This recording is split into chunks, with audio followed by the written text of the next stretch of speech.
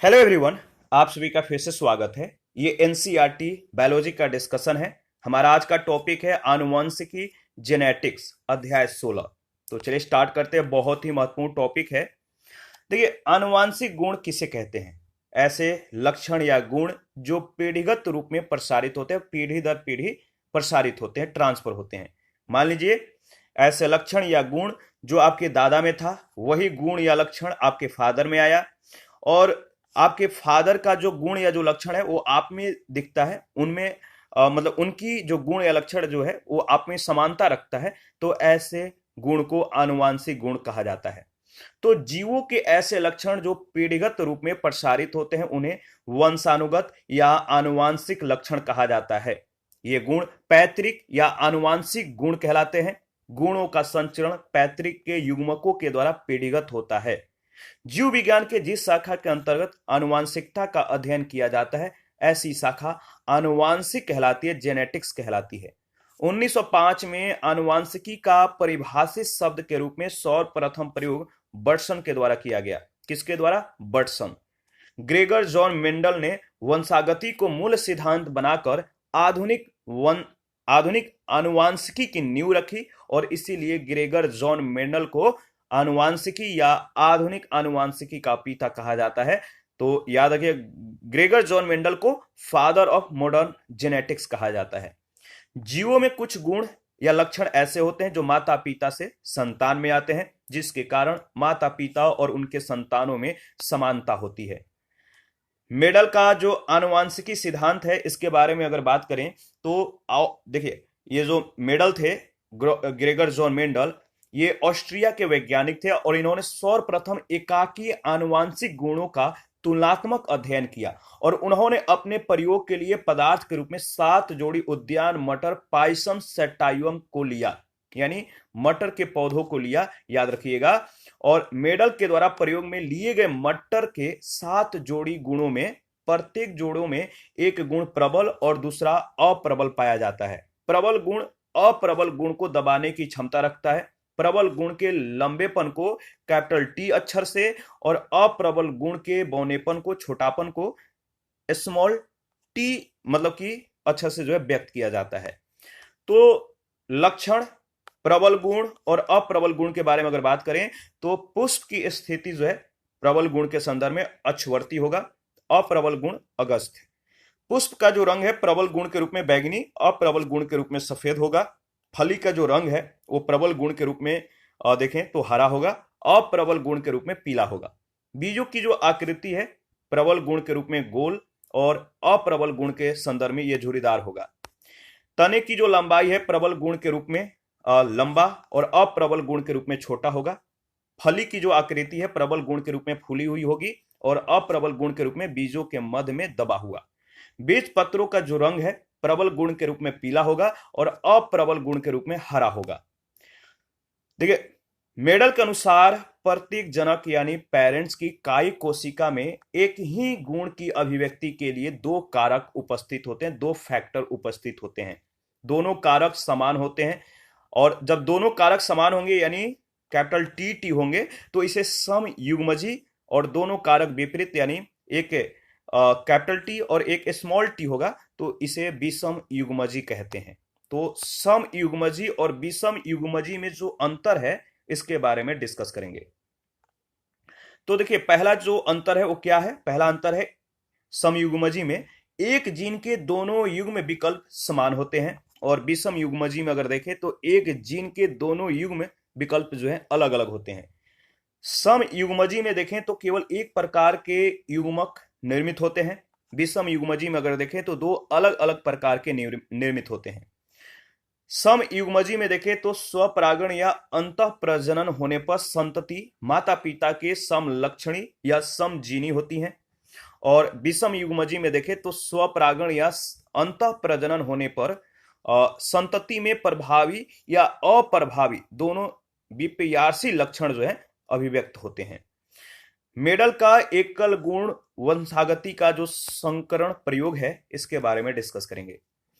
तो देखिए, एकल संकरण यानी जब शुद्ध समयुग्मजी या गुणसूत्रों में एक ही प्रकार के लक्षणों की उपस्थिति में लंबे तथा शुद्ध बौने पौधों के मध्य संकरण कराया जाता है, तब प्रथम संतानीय पीढ़ी F1 में जो F1 है इसमें विपरीत लक्षणों में से केवल एक लक्षण, जैसे मटर के पौधों में लंबापन, ठीक है, मटर के पौधों में क्या होगा, लंबापन यानी जो प्रभावी है दिखाई देता है, और जो अप्रभावी लक्षण है वो छिपा रहता है, दिखेगा नहीं। यानी पीढ़ी के संतानीय पौधे विषम युग्मजी या संकरण होते हैं। शुद्ध लंबे पौधे प्रभावी और शुद्ध बौने पौधे अप्रभावी, यानी ये क्या होंगे, ये सम युग्मजी और ये विषम युग्मजी, और इनसे जो संक्रमण होगा ये सभी पौधे जो होंगे लंबे पौधे और F1 पीढ़ी के, याद रखिएगा। इसके बाद द्विसंकर जो संकरण है इसके बारे में अगर बात करें तो देखिए, द्विसंकर में मटर के जो द्विसंकर में मटर के दो पौधों में दो जोड़े विपरीत लक्षणों के आधार पर संकरण कराया जाता है। तो दो पौधों में दो जोड़े विपरीत लक्षणों के आधार पर इनमें संकरण कराया गया, और इसमें बीज का आकार तथा बीजावरण का रंग जो है पीला और हरा है। तब F1 पीढ़ी, तब क्या होगा, F1 पीढ़ी में अगर बात करें तो सभी बीजों का पीले रंग हरे रंग के लिए प्रभावी होता है। फिगर को देखिए और समझने की कोशिश कीजिए। देखिए, अगर बात करें तो यहां पे बात करें तो देखिए, जो बीज है इनका आकार और बीजावरण इनका रंग पीला या हरा है, और ये F1 पीढ़ी में सभी बीजों का पीले रंग हरे रंग के लिए क्या करते हैं, प्रभावी होता है। और पौधों को RRYY, ठीक है, पौधों को RRYY, ठीक है, तथा स्मॉल RRYY जो है ये यहां से व्यक्त किया गया, और उनके युग्मकों को क्या RY और यानी कैपिटल RY और स्मॉल RY युग्मक में क्या किया गया, इनसे ये मतलब कि इनको प्रदर्शित किया गया। पौधे में कृत्रिम परागण के द्वारा जो है P1 पौधा के बीज प्राप्त हुए, और इन बीजों के स्वपरागण के द्वारा क्या हुआ, स्वपरागण के द्वारा F1 पीढ़ी के पौधे प्राप्त हुए, जिससे सभी पीले बीज पत्रों वाले गोल बीज निर्मित हुए, ठीक है। जिसमें हरा रंग झुर्रीदार बीज अप्रभावी और पीला रंग तथा गोल बीज प्रबल रहा। तो याद रखिएगा, इस फिगर को देखिएगा तो चीजें स्पष्ट हो जाएंगी। इसके बाद क्या हुआ कि जब F2 पीढ़ी के लिए F1 के पौधों का स्वपरागण कराया गया, तब पीले बीज पत्र वाले गोल बीज 9, हरे बीज पत्र वाले गोल बीज 3, और पीले बीज पत्र वाले झुर्रीदार बीज 3, और हरे बीज पत्र वाले झुर्रीदार बीज 1 प्राप्त हुए। इसके बाद मेडल के आनुवांशिकता का जो नियम है इसके बारे में डिस्कस कर लेते हैं। इनके नियम क्या है। मेडल के एकल संकर, ये जो मेडल के एकल संकर एवं द्विसंकर है, इसके आधार पर वंशागति संबंधी नियम दिए गए, जिन्हें मेडल के आनुवांशिकता का या आनुवांशिकता संबंधी नियम कहा गया। ये नियम सामान्यतः 3 प्रकार के हैं। पहला नियम है एकल लक्षण तथा प्रभाविता का नियम, दूसरा है पृथक्करण या युग्मकों की शुद्धता का नियम, और तीसरा नियम क्या है, तीसरा नियम है स्वतंत्र अपव्यूहन का नियम, स्वतंत्र अपव्यूहन का नियम। और सबसे पहले एकल लक्षण तथा प्रभाविता का जो नियम है, पहला जो लॉ है, इसके बारे में डिस्कस करेंगे। प्रत्येक एकल लक्षण किसी विशेष कारक के जोड़े या युग्म से नियंत्रित होता है। एक ही लक्षण के ये दो कारक परस्पर विपरीत प्रभाव के भी हो सकते हैं। तब सामान्यतः एक कारक अपना प्रभाव प्रदर्शित करता है, उसे प्रभावी कारक कहते हैं, जबकि दूसरा अप्रभावी होता है तथा संकरण के समय जो है प्रभावी कारक को प्रदर्शित करता है। याद रखिएगा। इसके बाद अगर बात करें तो पृथक्करण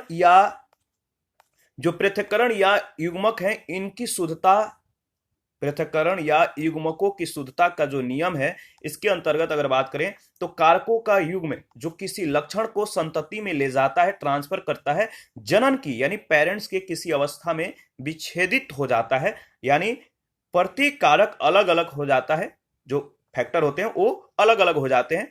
अतः यह अगली पीढ़ी के जाने के पूर्व किसी कारक से फिर जोड़ बनाता है। इसीलिए एक मात्रिक और एक पैतृक कारक संतति में अपना प्रभाव दिखाते हैं। इसके बाद है स्वतंत्र अपविवन का नियम। ये नियम क्या है? तो किसी लक्षण के कारक युग्म में से कारकों का चयन स्वतंत्र होता है। इससे कारक स्वतंत्रता पूर्वक जो है मिश्रित हो सकते हैं और नए जीव का निर्माण कर सकते हैं। तो यहां पे आप देख सकते हैं जैसे पीले गोल, ठीक है, हरे झुर्रीदार माता पिता, ये इसका जो है आप देख सकते हैं किस तरह से F1 पीढ़ी के 10% पीले गोल जो है यहाँ पे आपको दिखाई देंगे। और स्वसंकरण जो है आप यहाँ पे देख सकते हैं। और यहाँ पे F2 पीढ़ी के 9 पीले गोल, 3 हरे गोल, 3 पीले झुर्रीदार, 1 हरा झुर्रीदार, और फिनोटाइप अनुपात जो है 9:3:3:1 है। तो आप देख लीजिएगा। जीन शब्द जो है, जीन जो शब्द है, कब किसने इस शब्द को प्रतिपादित किया? तो जीन शब्द जोहानसन, याद रखिएगा, जोहानसन ने 1909 में दिया। जीन शब्द को जोहानसन ने 1909 में दिया। मेडल ने अगर बात करें तो मेडल ने पश्चात में इसे एक नया नाम कारक यानी फैक्टर दिया। जीन शब्द जोहानसन ने 1909 में, और इसके बाद मेडल ने इसे एक नया नाम दिया जिसे कारक कहते हैं, फैक्टर कहते हैं। फेनोटाइप का मतलब है किसी व्यक्ति की दिखाई देने वाली अकारकी। जीनोटाइप यानी किसी व्यक्ति का पूर्ण जीनीय संगठन। और एलील का मतलब है किसी के लक्षण या गुण के जीन के दो पूरक कारक जो समघात गुणसूत्रों में एक ही स्थान पर लगे हों। इसके बाद बैक क्रॉस जो है F1 पीढ़ी का किसी भी एक माता पिता के साथ कराया गया जो है संकरण। और टेस्ट क्रॉस क्या है? F1 पीढ़ी का अप्रभावी माता पिता के साथ कराया गया संकरण। तो यह है टेस्ट क्रॉस।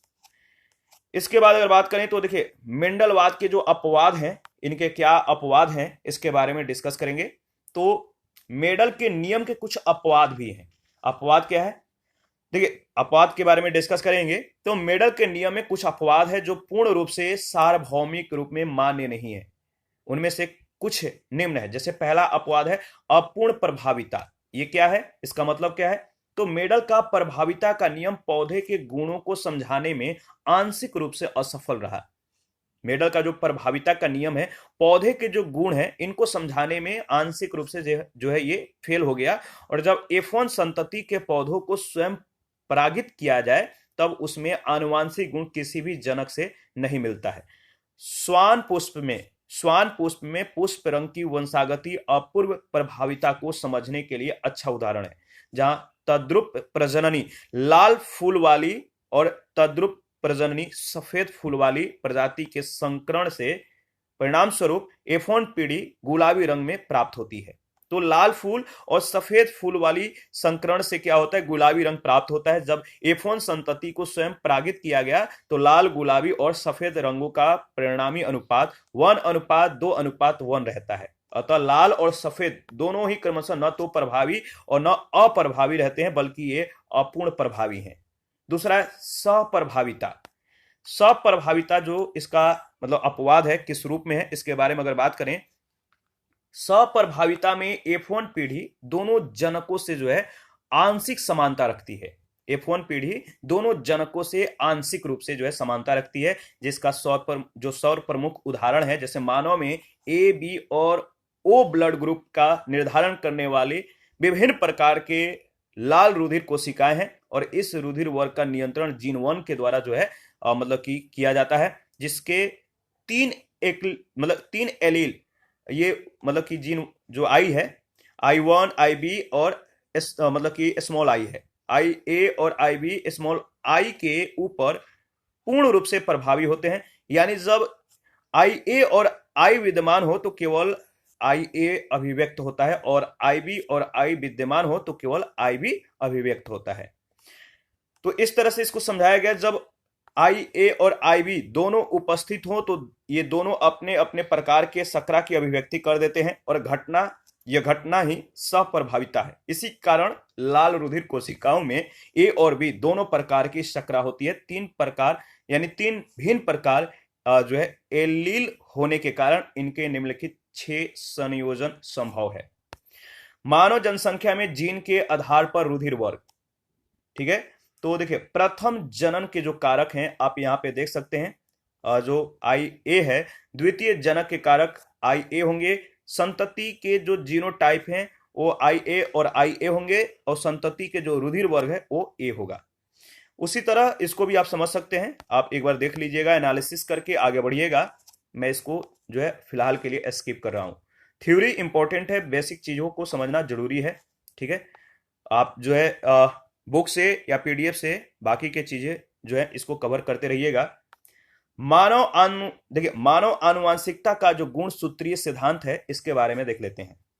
मानव जाति की भावी पीढ़ियों में लक्षणों की वंशागति को आनुवांशिकी के सिद्धांतों के सहायता से 1900 में मेडल के नियमों की पुनः खोज के बाद वाल्टर सटन ने आनुवांशिकी गुणसूत्र का सिद्धांत जो है प्रस्तुत किया। और सिद्धांत के अनुसार अगर बात करें तो सभी जीवों में, उन्होंने कहा कि सभी जीवों में प्रत्येक लक्षण के लिए कम से कम एक जोड़ी या कारक आवश्यक होते हैं।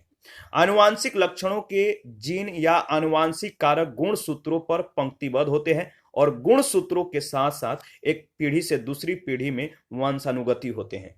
बहुकोशिकीय जीवों में जनन कोशिकाओं के माध्यम से विभिन्न पीढ़ियों में जैविक संबंध स्थापित रहता है, यानी आनुवांशिक लक्षण के जीन जनन कोशिकाओं या युग्मकों के द्वारा दूसरी पीढ़ी के जीवों में पहुंचते हैं, ट्रांसफर होते हैं।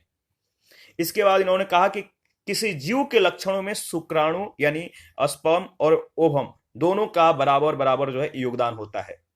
इसके बाद इन्होंने कहा कि जीवों की प्रत्येक कोशिका में गुणसूत्र जोड़े में मिलते हैं, पेयर्स में मिलते हैं, किंतु युग्मकों में प्रत्येक गुणसूत्र युग्म में केवल एक गुणसूत्र होता है।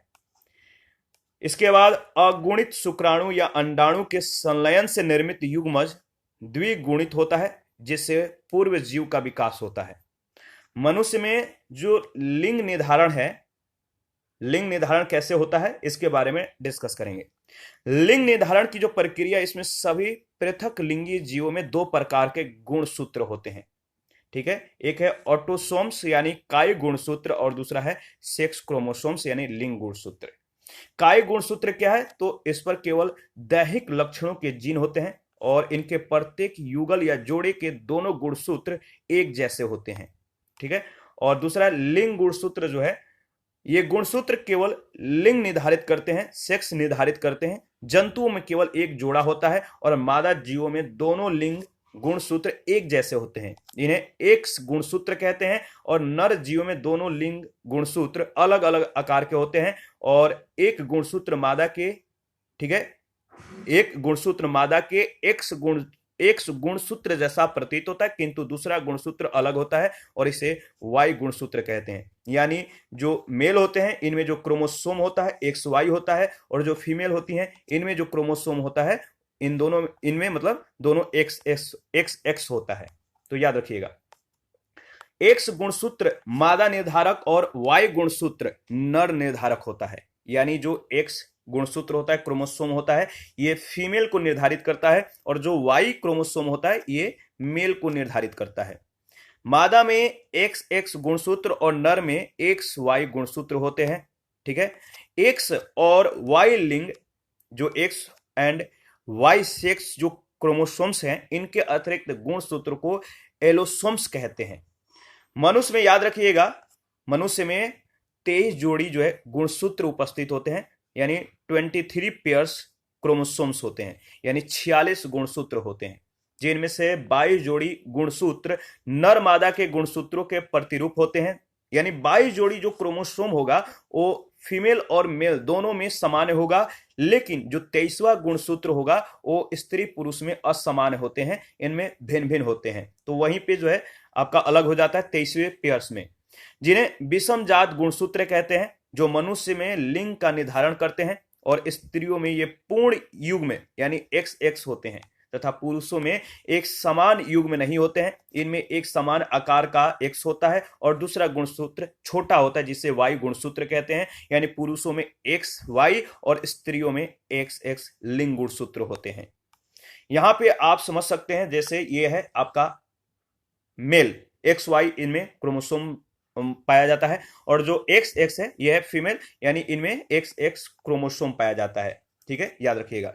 जो इनका X क्रोमोसोम है, अगर फीमेल के X क्रोमोसोम से मिलता है तो फीमेल का जन्म होगा, और जो मेल का Y क्रोमोसोम है और फीमेल के जो फीमेल के जो आपका एक्स क्रोमोसोम है ये मिलता है तो क्या होगा, बच्चे का जन्म होगा। इसी तरह से ये एक्स क्रोमोसोम और ये एक्स क्रोमोसोम मिलेगा तो बच्चियां मतलब कि फीमेल जन्म लेगी, और ये जो आपका एक्स क्रोमोसोम है और ये एक्स क्रोमोसोम जब मिलेगा तो भी फीमेल जन्म लेगी। और वही जब एक्स और वाई जो है अगर मिलेगा तो वहां पे मेल का जन्म होगा। यहां पे आप देख सकते हैं पुरुष में 44 प्लस एक्स वाई शुक्राणु होते हैं, क्रोमोसोम्स पाए जाते हैं, यानी 46, 23 पेयर्स होते हैं, यानी 46 क्रोमोसोम होते हैं, जिसमें 22 प्लस एक्स और 22 प्लस वाई ये दोनों मिलाकर 46 हो गए। स्त्री में 44 प्लस एक्स एक्स अंडाणु पाए जाते हैं, यानी 22 प्लस एक्स और 22 प्लस एक्स, याद रखिएगा। तो ये हो गए 46। गुणसूत्रों के कार्य क्या है, फंक्शन ऑफ क्रोमोसोम्स, गुणसूत्र के जो कार्य हैं इसके बारे में हम लोग डिस्कस करेंगे। तो देखिए, गुणसूत्रों पर जीन उपस्थित होते हैं, क्रोमोसोम पर जीन उपस्थित होते हैं। जीन आनुवांशिक लक्षणों के वाहक होते हैं, ठीक है, और इनको वंशागति का भौतिक आधार कहा जाता है। गुणसूत्र जीवों की विभिन्न शारीरिक और उपापचयी क्रियाओं का नियंत्रण और नियमन करते हैं, ठीक है, इनको कंट्रोल करते हैं, इनको सुचारू रूप से क्या करते हैं, नियमन करते हैं। गुणसूत्र की संरचना और संख्या में परिवर्तन से जीवों में अनेक विभिन्नताएं उत्पन्न हो जाती है। इसके बाद वेरिएशन के बारे में अगर बात करें तो विभिन्नताएं क्या है, तो विभिन्नताएं प्रायः जीव जातियों को वातावरणीय दशाओं के अनुकूल बनाने में सहायक होती है और पीढ़ीगत रूप में वंशानुगत होती है, यानी सजातीय सदस्यों में पाए जाने वाली रचनात्मक, कार्यात्मक तथा जो मनोवैज्ञानिक असमानताएं हैं यही विभिन्नताएं कहलाती हैं। तो सजातीय सदस्यों में, सजातीय मेंबर्स में पाई जाने वाली जो रचनात्मक, कार्यात्मक या मनोवैज्ञानिक असमानताएं प्रकट होते हैं तो ये विभिन्नताएं कहलाते हैं, वेरिएशन इसको कहते हैं। विभिन्नताओं का जो कारण है वो क्या है, कॉज ऑफ वेरिएशन। देखिए, सभी जीवों में वंशानुगत गुणों का निर्धारण जीन के माध्यम से होता है। जीन के द्वारा विभिन्नता का पीढ़ीगत स्थानांतरण होता है, याद रखिएगा। और बात करें तो इसे क्या बोलते हैं, इसे जीन का द्विगुणन कहते हैं। जनन क्रिया के लिए कोशिकाओं का विभाजन आवश्यक है, ठीक है, जनन क्रिया के लिए कोशिकाओं का विभाजन जरूरी होता है और कोशिका विभाजन के लिए जीन का द्विगुणन महत्वपूर्ण है।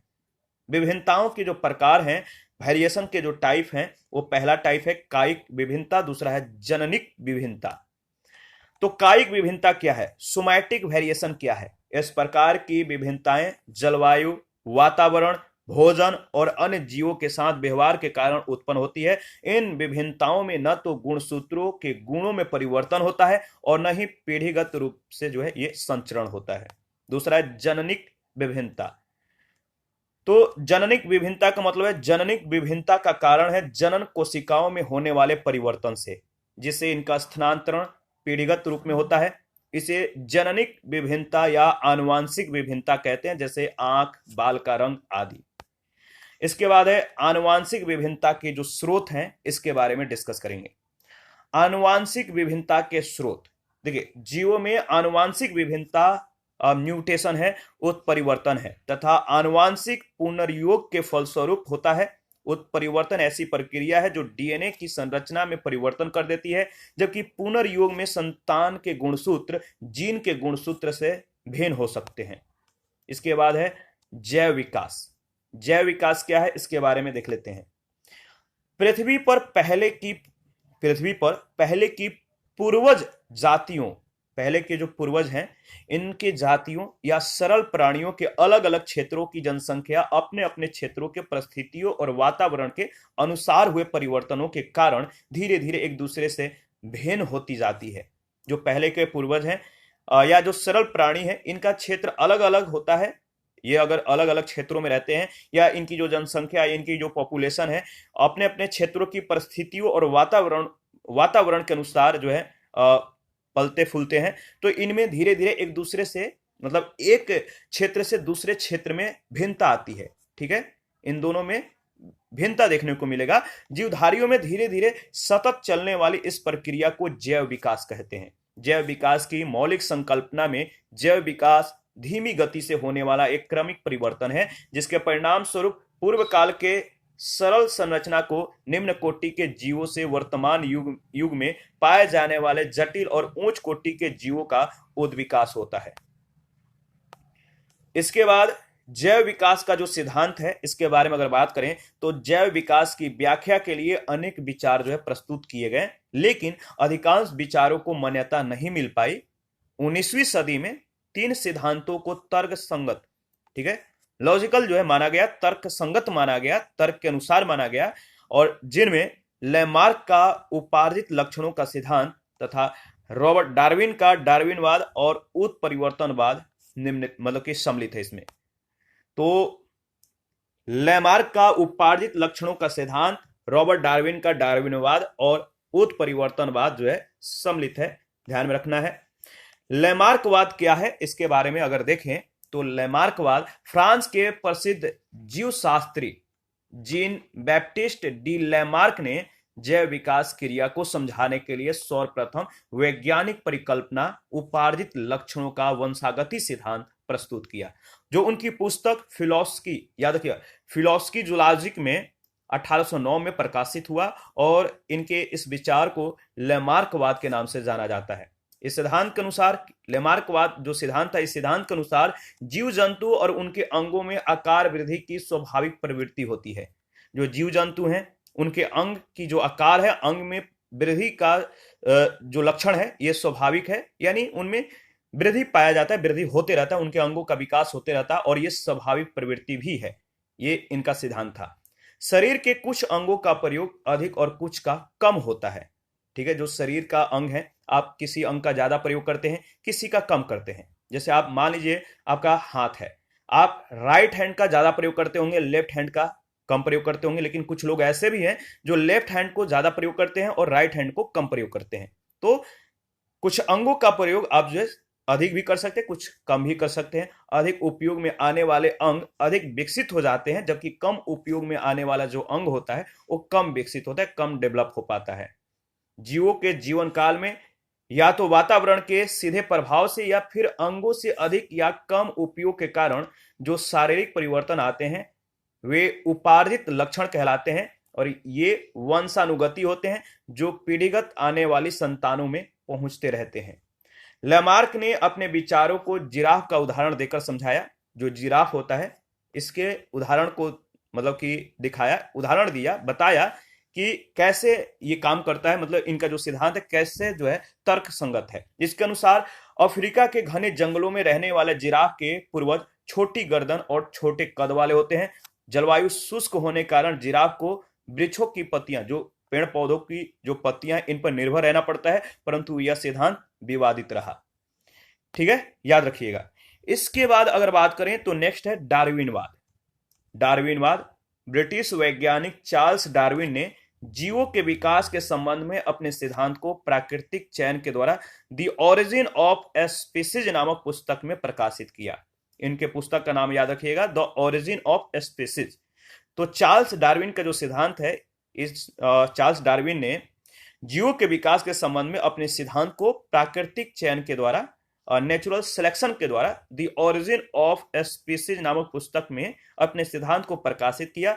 यह सिद्धांत जो है निम्नलिखित तथ्यों के आधार पर प्रतिपादित होता है। पहला तथ्य है प्रत्येक जीव, ये अपने सिद्धांत में कहते हैं, इनका जो सिद्धांत है कि प्रत्येक जीव प्रजनन के द्वारा अपनी संतान उत्पन्न करने की क्षमता रखता है।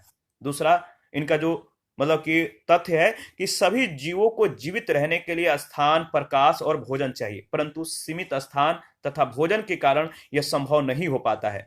इनको अपने अस्तित्व के लिए संघर्ष करना पड़ता है। जो जीव संघर्ष में सफल होते हैं वह विकास क्रम में वृद्धि करते हैं, वो विकास कर जाते हैं, आगे बढ़ जाते हैं, उनका पीढ़ी जो है आगे बढ़ जाता है। परंतु जो जीव असफल हुए वह एकाएक लुप्त हो जाते हैं, उनका जो वंश है वो आगे नहीं बढ़ पाता है, उनको लुप्त घोषित कर दिया जाता है, उनका अस्तित्व समाप्त हो जाता है। इसके बाद उन्होंने कहा कि प्रत्येक जाति के जीवों में विभिन्नताएं मिलती हैं और इन्हीं विभिन्नताओं के कारण कुछ जीव वातावरण के अनुकूल होते हैं कुछ जीव जो होते हैं वो वातावरण के अनुकूल होते हैं, ठीक है, और ये विभिन्नताएं संतानों में जो है वंशानुगत हो जाती है, ठीक है, ये विभिन्नताएं संतानों में वंशानुगत हो जाती है, जिससे संतान भी उस वातावरण के लिए अनुकूलित हो जाता है।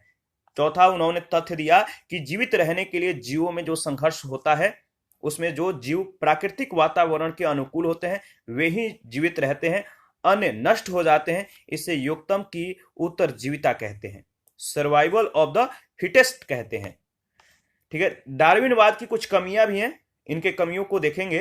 पहला कमी यह था कि डार्विनवाद अवशेषी अंगों की उपस्थिति तथा अंगों के प्रयोग में लाए जाने को आधार जो है मतलब कि नहीं होता है। डार्विनवाद जो है अवशेषी अंगों की उपस्थिति तथा अंगों के प्रयोग में लाए जाने को आधार नहीं होता है। डार्विन ने दैहिक और जनन कोशिकाओं में पाई जाने वाली विभिन्नताओं में कोई अंतर नहीं किया, कोई डिफरेंट नहीं किया, और उनके अनुसार दोनों प्रकार की विभिन्नताएं वंशानुगत होती है। तीसरा जो कमियां है, डार्विन ने कृत्रिम विधियों के द्वारा मतलब कृत्रिम मेथड के द्वारा, आर्टिफिशियल मेथड के द्वारा पालतू जानवरों की नस्ल और फसलों की किस्मों को सुधारने का वर्णन किया, किंतु वैज्ञानिकों ने प्रयोग के द्वारा सिद्ध कर दिया कि वातावरण के कारण जीवों में होने वाले कायिक परिवर्तन संतति में वंशानुगति नहीं होते, ठीक है, याद रखिएगा। नौ डार्विनवाद के बारे में अगर बात करें तो 1930 से 1945 के बीच आधुनिक खोजों के आधार पर डार्विनवाद में कुछ परिवर्तन जो है सम्मिलित किए गए तथा प्राकृतिक चयनवाद को पुनः मान्यता प्राप्त कराने वालों में बिजमान, हेल्डेन, हेक्सले और गोल्डस्मिट और डॉबझैंस्की आदि हैं। नाम याद रखिए, बिजमान, हेल्डेन, हेक्सले, गोल्डस्मिट और डॉबझैंस्की। ठीक है, इसके बाद अगर बात करें तो नौ डार्विनवाद के अनुसार अगर बात किया जाए तो विभिन्नताएं गुणसूत्रों पर लगे जीनों की संख्या या विन्यास में परिवर्तन आने से गुणसूत्रों की संरचना भी परिवर्तित हो जाती है। जो वेरिएशन जो क्रोमोसोम है, गुणसूत्र है, इन पर लगे जो जीन होते हैं इनकी संख्या या विन्यास में जब परिवर्तन आता है तो गुणसूत्रों की संरचना भी परिवर्तित हो जाती है। यह प्रक्रिया गुणसूत्र याद रखिए, ये जो प्रक्रिया इसको क्या बोलते हैं, गुणसूत्र विपथन कहलाता है। यह प्रक्रिया उत्परिवर्तन क्या, म्यूटेशन क्या है, तो जीन के स्तर पर होने वाले आकस्मिक परिवर्तन जो प्रायः आनुवांशिक होते हैं। प्राकृतिक चयन के बारे में अगर बात करें तो बदलती हुई परिस्थितियों में जिन जीवों में लाभदायक विभिन्नताएं या उत्परिवर्तन हो जाते हैं वे जीव जीवन संघर्ष से अधिक सफल रहते हैं। लैंगिक पृथक्करण क्या है, जेंडर आइसोलेशन क्या है, इसके बारे में डिस्कस कर लेते हैं। एक ही जाति के समुदाय जब भौगोलिक कारकों जैसे मरुस्थल, पर्वत, समुद्र, नदियां आदि की वजह से अलग अलग रहने लगते हैं तब पर्यावरण के अनुकूल उनकी जीन संरचना में भी परिवर्तन आ जाते हैं और यही विभिन्नता वंशानुगत होती है, यही विभिन्नता वंशानुगत कहलाती है। डार्विनवाद तथा नौ डार्विनवाद में जो अंतर है, डार्विनवाद और नौ डार्विनवाद में जो अंतर है इसके बारे में अगर बात करें तो कुछ अंतर दिए गए हैं, इन अंतरों को देख लेते हैं। पहला अंतर है डार्विनवाद और नौ डार्विनवाद में कि जीवों में परिवर्तन धीरे धीरे माना गया। डार्विनवाद में जो डार्विनवाद था इसमें परिवर्तन जो है जीवों में वो धीरे धीरे होता है ये कहा गया, लेकिन जब नौ डार्विनवाद का विकास हुआ तो इसमें बताया गया कि जीवों में जो परिवर्तन होता है वो तीव्र गति से होता है। डार्विनवाद जीवों में उत्पन्न विभिन्नताओं का मूलभूत कारण को बताने में असफल रहा। नौ डार्विनवाद में विभिन्नताओं के उत्पन्न होने के कारणों को उत्परिवर्तन के आधार पर समझाया गया। डार्विनवाद के अंतर्गत अगर बात करें तो केवल आवश्यकता अनुसार विकास की व्याख्या की गई, लेकिन जो नौ डार्विनवाद है उत्परिवर्तन के लिए आवश्यकता का कोई महत्व नहीं होता। ठीक है, यही अंतर है, इसको ध्यान में रखिएगा। आगे का जो सेशन होगा यानी जीवों की जो तुलनात्मक संरचना है आगे के सेशन में करेंगे, इसको कवर करेंगे। तो आप अपना प्रतिक्रिया देते रहिए, आपके प्रतिक्रियाओं का हमें बेसब्री से इंतजार रहता है। जिन लोगों ने Telegram channel, Telegram quiz group, Facebook page, Instagram को ज्वाइन नहीं किया, वीडियो के डिस्क्रिप्शन बॉक्स में उसका लिंक है, आप ज्वाइन कर सकते हैं। पीडीएफ अवेलेबल है। पीडीएफ के लिए Telegram channel, Telegram quiz group या चैनल के कम्युनिटी बॉक्स में जाना होगा, वहां पे इसके रिगार्डिंग में यानी पीडीएफ के रिगार्डिंग में इन्फॉर्मेशन को अपडेट कर दिया गया है, किस तरह से पीडीएफ प्राप्त करना है। थैंक यू, मिलते हैं नेक्स्ट सेशन में।